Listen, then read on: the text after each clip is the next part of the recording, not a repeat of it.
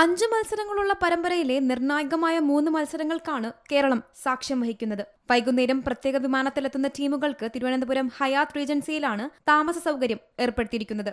December 25-ന് ഉച്ചയ്ക്ക് 2 മുതൽ 5 വരെ ശ്രീലങ്കൻ ടീമും വൈകിട്ട് 6 മുതൽ രാത്രി 9 വരെ ഇന്ത്യൻ ടീമും ഗ്രീൻഫീൽഡ് സ്റ്റേഡിയത്തിൽ പരിശീലനം നടത്തും. വനിതാ ക്രിക്കറ്റിന് കൂടുതൽ പ്രോത്സാഹനവും ജനപങ്കാളിത്തവും ഉറപ്പാക്കുന്നതിനായി വളരെ കുറഞ്ഞ നിരക്കിലുള്ള ടിക്കറ്റുകളാണ് കേരള ക്രിക്കറ്റ് അസോസിയേഷൻ ക്രമീകരിച്ചിരിക്കുന്നത്. ബുക്കിംഗിനെ കുറിച്ച് അറിയാനും മാർഗനിർദ്ദേശങ്ങൾ മനസ്സിലാക്കാനും കേരള ക്രിക്കറ്റ് അസോസിയേഷന്റെ വെബ്സൈറ്റും സാമൂഹിക മാധ്യമ പേജുകളും സന്ദർശിക്കാം. സ്ത്രീകൾക്കും വിദ്യാർത്ഥികൾക്കും പ്രത്യേക പരിഗണന നൽകിക്കൊണ്ട് 125 രൂപയാണ് ഇവർക്കുള്ള ടിക്കറ്റ് നിരക്ക്. പൊതുജനങ്ങൾക്ക് 250 രൂപ നിരക്കിൽ ജനറൽ ടിക്കറ്റുകൾ ലഭ്യമാകും. ഹോസ്പിറ്റാലിറ്റി സീറ്റുകൾക്ക് 3000 രൂപയാണ് നിശ്ചയിച്ചിരിക്കുന്നത്. ഈ ടോട്ടൽ ടിക്കറ്റിന്റെ ഒരു 5% വിമനും അതുപോലെ സ്റ്റുഡൻസിനും കൺസെഷൻ റേറ്റ് 50% കൺസെഷനിലാണുള്ളത്. ടിക്കറ്റ്സ് 250 രൂപയാണ് നോർമൽ ടിക്കറ്റ്സ്. ഈ കൺസെഷൻ 125 ആണ്.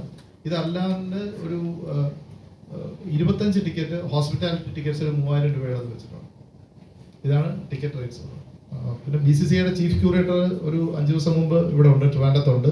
അപ്പോൾ അദ്ദേഹം ഇതെല്ലാം ഓവർസീ ചെയ്യുന്നുണ്ട്, നമ്മുടെ ബാക്കി പ്രിപ്പറേഷൻസ് എല്ലാം. ഞാൻ ഇന്നും അവിടെ സ്റ്റേഡിയത്തിൽ പോയിട്ടാണ് വരുന്നത്. ക്രിസ്മസ് പുതുവത്സര ആഘോഷങ്ങളുടെ പശ്ചാത്തലത്തിൽ ലോകോത്തര താരങ്ങൾ തലസ്ഥാനത്തെത്തുന്നത് കായിക പ്രേമികൾക്ക് ഇരട്ടി മധുരമാകും.